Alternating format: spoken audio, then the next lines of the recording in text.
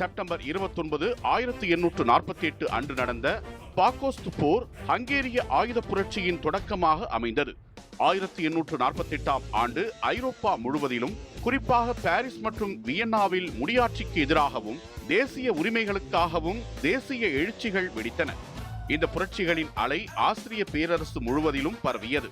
1848 மார்ச்சில் ஹங்கேரியில் புரட்சி வெடித்தது.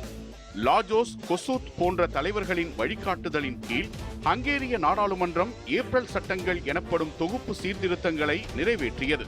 இந்த சட்டங்கள் நில பிரபுத்துவ முறையை ஒழித்தல், மத சுதந்திரம், பத்திரிகை சுதந்திரம் மற்றும் தன்னாட்சி போன்றவற்றை ஹங்கேரிக்கு வழங்கின. ஹங்கேரி பெயரளவுக்கு ஹப்ஸ்பர்க் ஆட்சியின் கீழ் இருந்தபோதும் நடைமுறையில் ஒரு சுதந்திரமான அரசாங்கத்தை பெற்றது. ஹங்கேரியின் இந்த சீர்திருத்தங்களும் தன்னாட்சியும் ஆஸ்திரியாவின் ஹப்ஸ்பர்க் பேரரசுக்கு அச்சுறுத்தலாக இருந்தன. அதே சமயத்தில் ஹங்கேரிய அரசாங்கம் குரோஷியர்கள், செர்பியர்கள், ருமேனியர்கள் போன்ற சிறுபான்மை இனங்களின் தனித்தேச எதிர்பார்ப்புகளை அங்கீகரிக்கவில்லை. ஹங்கேரியின் கட்டுப்பாட்டில் இருந்து விடுபட விரும்பிய குரோஷியர்களின் தேசிய இயக்கத்திற்கு ஆஸ்திரியா ரகசியமாக ஆதரவளித்தது. ஆஸ்திரியாவின் ஹப்ஸ்பர்க் பேரரசு ஹங்கேரிய அரசாங்கத்தை கலைக்க குரோஷியாவின் ஆளுநரான பான் ஜோசிப் ஜெலாசிக்கை பயன்படுத்தியது. செப்டம்பர் 11, 1848 அன்று ஜெலாசிக் தனது குரோஷிய படைகளுடன் ஹங்கேரி மீது படையெடுத்தார். இந்த படையெடுப்பை தடுக்க லெப்டினன்ட் ஜெனரல் ஜானோஸ் மோகா தலைமையிலான ஹங்கேரிய புரட்சி படைகள் பாக்கோஸ்ட் எனும் இடத்தில் நிலைநிறுத்தப்பட்டன.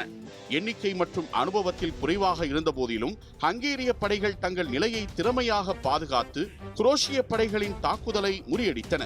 இந்த போரின் முடிவில் ஜெலாசிக் படைகள் பெரும் இழப்புகளுடன் பின்வாங்க தொடங்கின.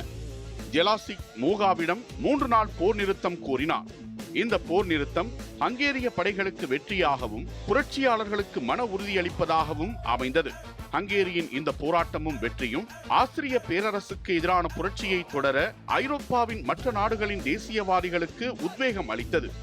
பாக்கோஸ்ட் போர் புரட்சியின் அடுத்த கட்டமாக ஹங்கேரிய சுதந்திர போர் தொடங்குவதற்கான ஒரு தூண்டுதலாக வரலாற்றில் பதிவானது.